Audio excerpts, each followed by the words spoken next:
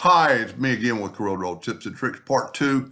Somewhere I've got a video on this, but this is a lot of cutting and a lot of plywood. I mean, if we kind of put all this together, let's see how big a piece it would take to get it. Let's say you did that. I mean, that's a piece of plywood that's 32 by 22. So that's a lot of cutting, and then if the tabs didn't work, so I just helped somebody design this. But you want to test your cuts. I always test my cuts. And they're all the same.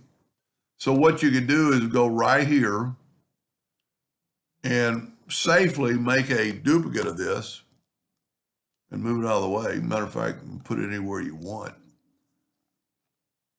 And I didn't realize I wasn't on my page.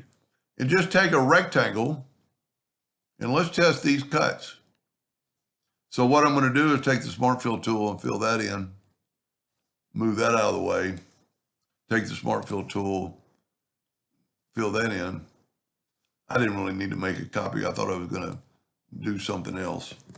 But then, put these off your laser bed and go cut these too. You can cut them in it's less than 2 inches by 3 inches.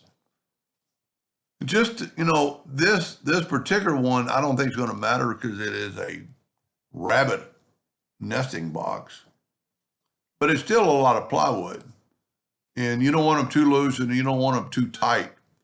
And I've got plenty of videos on how to make the kerf work, but cut these out first, and then that way you'll know, instead of wasting not only the wood, but the laser time it's going to take,